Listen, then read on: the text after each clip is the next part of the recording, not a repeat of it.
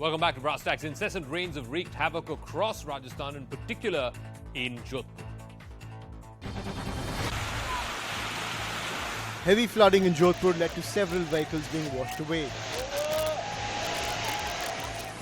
These dramatic pictures show helpless locals looking on as cars are dragged away by strong flood waters.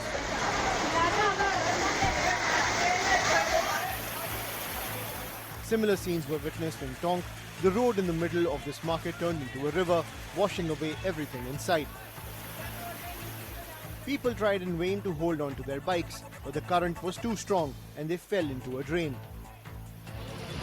In Kota, one man tried to drive his SUV on a bridge over an overflowing river, but the car soon got submerged and had to be pulled out with the help of a crane. Now, the big reason for such large-scale flooding in Rajasthan is because the rivers across the state seem to be in spate. Due to torrential rains for more than a week, water levels in rivers have increased.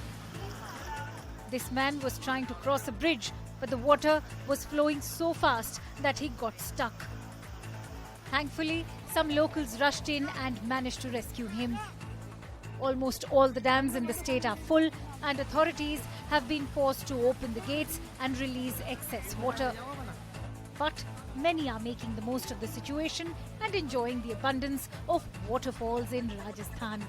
Still, authorities have warned people to be careful because the current is strong. The Met Department has predicted more rains in the state for the next 2 days. Meanwhile, amid the ongoing Amarnath Yatra, heavy rains around the holy cave triggered flash floods, but an alert was sounded immediately and more than 4,000 pilgrims were safely evacuated.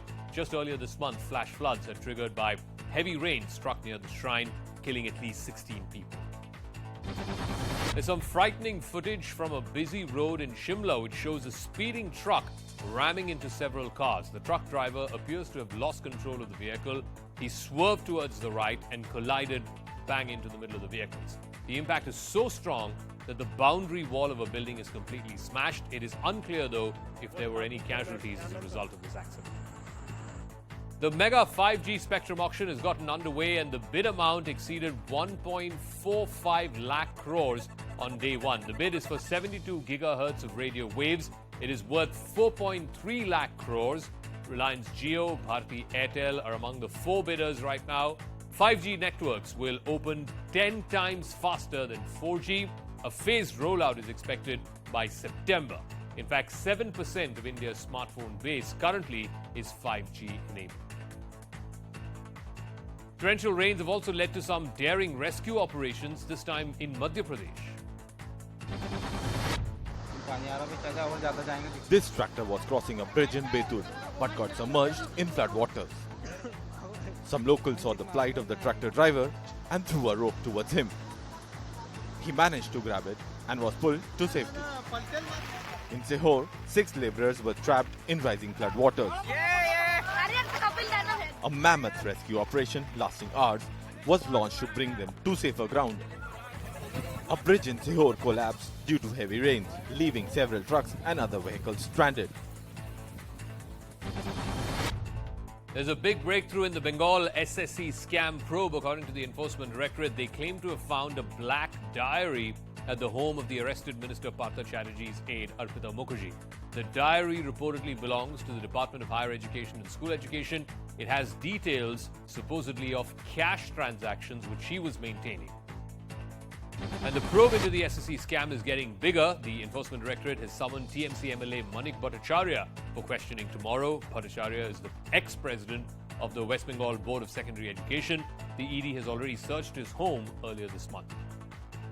In Jammu and Kashmir's Kathua district, dozens have been left stranded because of incessant rains. This group was stuck beside a river. A team of SDRF personnel tried to reach them on a boat. The river was flowing with such force that the ropes were tied to the rescue boat to prevent it from being swept away.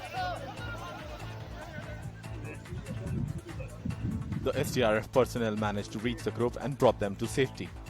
4 women got stuck in a field due to rising flood waters. But the Jammu and Kashmir police and a team of SDRF personnel carried out a daring rescue operation and successfully brought them out. One person was seen getting washed away while crossing a flooded road. After getting alerted by locals, police and SDRF personnel rushed to the site to rescue him. Is India at the risk of slipping into a recession? Here's what a Bloomberg survey of economists says. Right now, according to them, there is zero probability of India slipping into a recession. Experts say that the global impact on India will be moderate. In the short term, Sri Lanka has an 85% probability of going into recession. In fact, all of Asia, the Asian continent, has a 20 to 25% chance of slipping into recession. As far as the United States is concerned, there's a 40% risk, and the odds for Europe are greater than 1 is in 2. So more than 50 to 55% chance of recession in Europe. Recession will pull down the prices of commodities globally, as also the value of assets across the world. Meanwhile, Olympic champion and World Championship silver medalist javelin thrower Neeraj Chopra has pulled out of the Commonwealth Games. Chopra has a groin injury. He's been advised a month's rest by his doctors. Neeraj Chopra is defending champion at the CWG, which begins in Birmingham on Thursday. Boxer and Olympic medalist Lavlina Borgohain's personal coach Sandhya Gurung has received her accreditation for the Commonwealth Games. This comes a day after Lavlina alleged mental harassment by the authorities, who denied entry to her coaches to the Games village. After Bollywood star Ranveer Singh broke the internet last week with his nude photo shoot for a magazine, a case has now been filed against the actor. The complainant has accused Ranveer of hurting the sentiments of women and insulting their modesty because of his photographs. Meanwhile, a shocking incident of moral policing has come to light in Mangaluru in Karnataka, reminiscent of what happened in 2009. Bajrang Dal members barged into a pub and disrupted a party that was organized by a group of college students. The right-wing group asked the staff to stop the event, alleging that the students were indulging in some illegal activities. They objected to the girls partying there and asked the students to leave the pub. According to the police, the Bajrang Dal members approached the bouncers and asked them if the minor students were being served alcohol. In 2009, at the same pub, members of the Sri Ram Sena had similarly attacked customers and chased them away. Beijing and Islamabad's latest move on the China-Pakistan Economic Corridor project has left India fuming. China and Pakistan are now inviting third countries to join the project. The MEA has called this move illegal, illegitimate, and unacceptable. The CPEC is part of China's ambitious Belt and Road Initiative. It was launched in 2013 to improve Pakistan's connectivity corridor. It in fact passes through Pakistan-occupied Kashmir, and that is something that India has pointed out on a number of occasions to the Chinese. Rishi Sunak and Liz Truss, the two Conservative Party leaders who are both vying to be the next Prime Minister of the UK, had a heated television debate. Truss promised to cut taxes as soon as she took office. Sunak, who was the finance minister, said that he will get inflation under control first. It's not moral to ask our children to pick up the tab for the bills that we're not prepared to pay. It's not a Conservative thing to do, because if we're not for sound money, what is the point in the Conservative Party? It's the most conservative of conservative values, and that's what I stand for. We are an outlier. Everybody understands that COVID is a 1 in a 100-year event, and trying to pay it back straight away so quickly that we actually damage our economy, that we end up causing a recession, that we end up in people being out of work, and that hard-working taxpayers who do the right thing have seen their taxes rise, despite the fact that we promised in our manifesto not to do it. I think that is what is wrong. You just mentioned 3 countries. Do you know what mortgage rates are in the US at the moment? Do you want to use them as an example? Their mortgage rates are almost 50% higher than mortgage rates in this country because they're borrowing so much. I'm sorry, this is scaremongering. Canada this is Project Fear.